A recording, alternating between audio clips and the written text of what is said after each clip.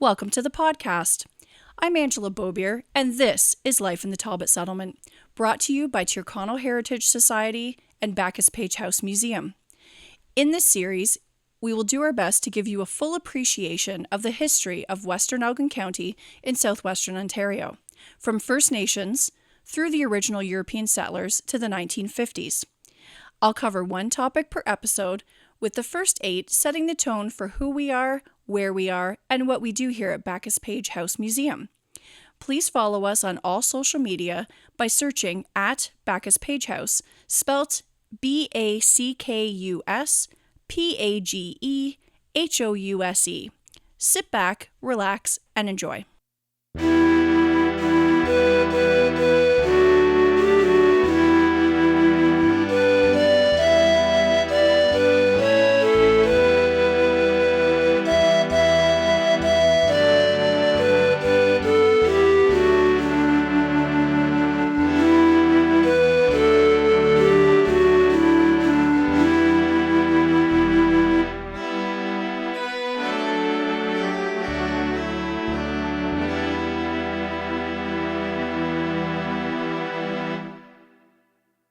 Welcome to episode 21 in our podcast, Life in the Talbot Settlement. Today I'll be chatting about what Christmas would have looked, smelled, and tasted like here in the Talbot Settlement in the 1850s. Before we begin, I'd like to acknowledge funding from the Department of Canadian Heritage and Tyrconnell Heritage Society, operators of Backus-Page House Museum. In the 1850s, the majority of people living in our area were of Irish, Scottish, English origins, or had come here after living in the United States first. Their Christmas traditions would have been heavily influenced by Britain. Because of the port at Tyrconnell and the road system through Wallacestown between Detroit and Buffalo, we had access to relatively up-to-date news of the world. Newspapers, magazines, and literature were readily available. 2 such popular Christmas reads were Twas the Night Before Christmas poem and Charles Dickens' A Christmas Carol. Clement Clarke Moore wrote the poem Twas the Night Before Christmas, also called A Visit from St. Nicholas, in 1822. It is now the tradition in many families to read the poem every Christmas Eve. Prior to the creation of the story of Twas the Night Before Christmas, St. Nicholas had never been associated with a sleigh or reindeers. The first publication date was the 23rd of December, 1823, and it was an immediate success. A Christmas Carol by Charles Dickens was first published on the 19th of December, 1843, in early Victorian-era Britain, a period when there was both strong nostalgia for old Christmas traditions and an initiation of new practices such as Christmas trees and greeting cards. Merry Christmas was popularized following the appearance of the story, and the name Scrooge and exclamation, "Bah, humbug!" have entered the English language.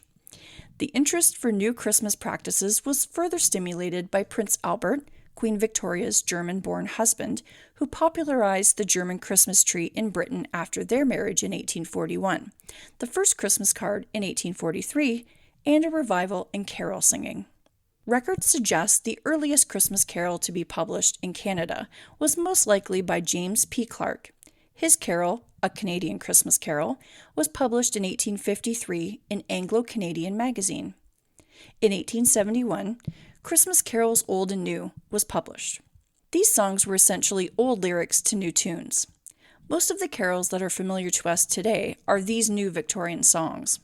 Christmas cards appeared a few years later than the Christmas tree.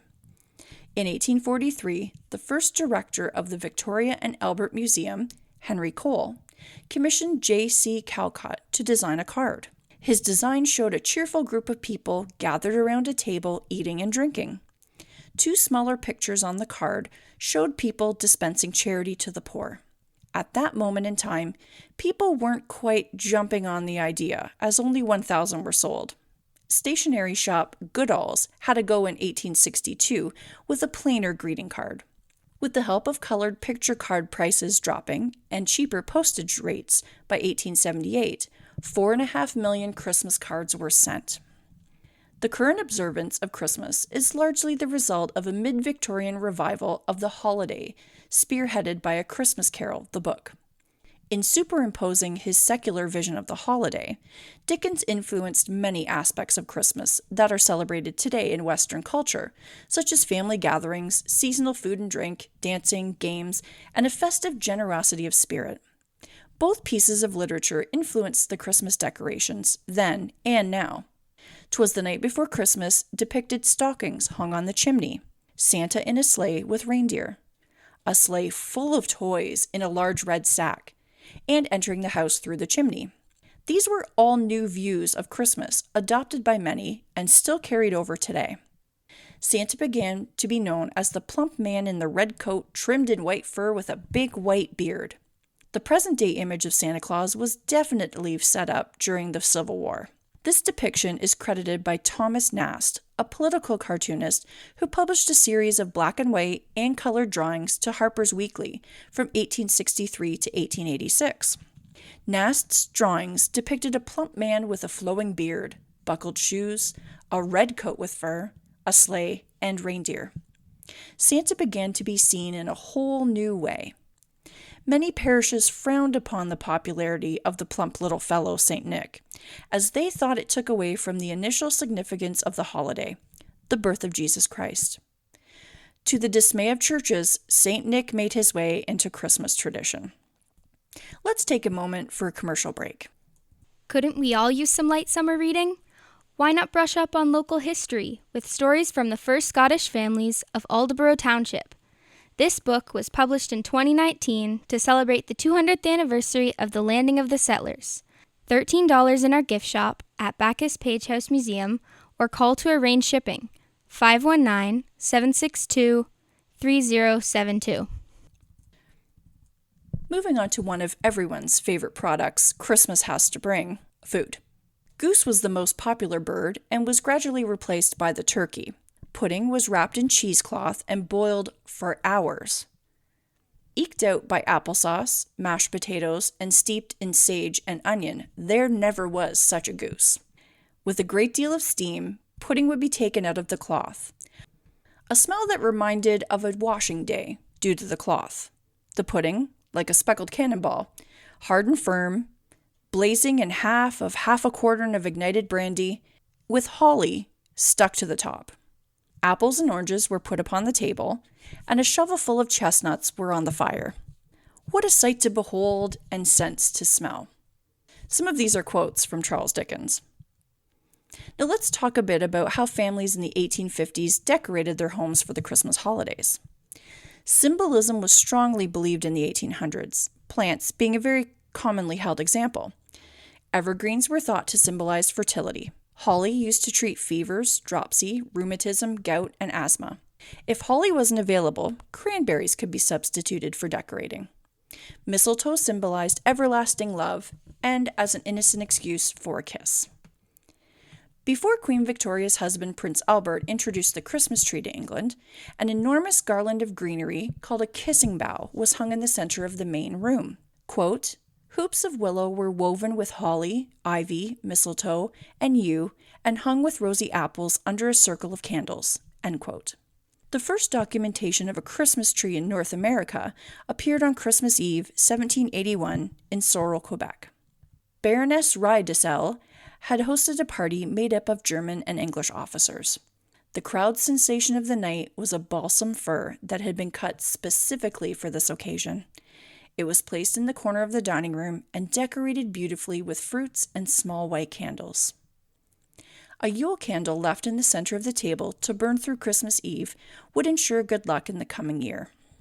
Holly, ivy, and mistletoe were arranged over doors, fireplaces, and windows. Heavy silver candlesticks were used to light the rooms. Some decorations had to wait to be put up until the 11th hour of Christmas Eve. There was an old belief that some greenery would bring misfortune to the family if brought in the house before Christmas Eve. Ribbons, lace, and pine cones were also utilized in decorating. Ivy ribbon is a very typical Victorian form of decoration.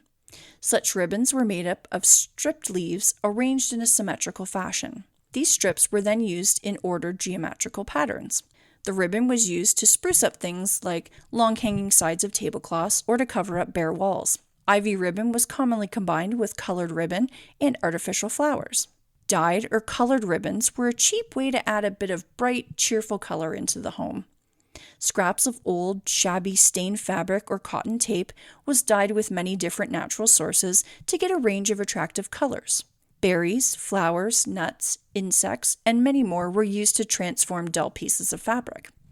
When it comes to the dyeing process, Victorians would gain the help from the good old chamber pot. That's right. Urine was very important in textiles.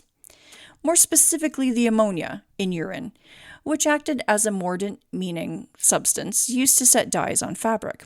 Essentially, the urine helps develop and bind the color of dyes to cloth, causing less of a fade. 1870s Christmas had lost its religious character in English Canada. The holiday instead became a community and family festival. This is when the holiday gradually became a family tradition for gift-giving and Christmas trees. More rural families went more by the old traditions, which called for homemade gifts like a hair ribbon or a whistle. Parents or craft makers would make toys from tin, wood, and various fabrics. For those who could afford it, toys were bought in shops and displayed underneath or on the Christmas tree. A single toy was all that most children got at Christmas. On the evening of Christmas Eve, families would commonly gather in their parlor and have a round of storytelling, after which the children would hang their stockings and head to bed dreaming of Santa's arrival. Early morning, the children would awake and discover their presents. After breakfast, there would be mid-morning church service, after which the family would travel home and indulge in dinner. Some families would take this time to do charity work for the poor. After the great Christmas feast, stomachs warm and full, everyone would gather again in the parlor. Games were played and stories exchanged, one of the most popular genres being ghost stories. The great Christmas days of the 1850s were spent celebrating family, friends, and the birth of Jesus Christ. Please share the podcast with your friends and follow us on all social media platforms at Backus-Page House. The Backus-Page House Museum and Tyrconnell Heritage Society acknowledges the land we are on today as the traditional territory of First Nations people, the Attawandaron, and the Iroquois. As settlers at a settler-focused museum, we value both the significant historical and contemporary contributions of all original peoples and ask how we can be supportive in Indigenous cultural renewal. Life in the Talbot Settlement is a production of Tyrconnell Heritage Society, operators of Backus-Page House Museum, funded by the Department of Canadian Heritage. Your host has been Angela Bobier. Music provided by Jack Witmer. Thanks to our producer, Katlyn Reintsma. To make a charitable donation and to contact the Backus-Page House Museum, visit our website www.backuspagehouse.ca. And thank you for listening.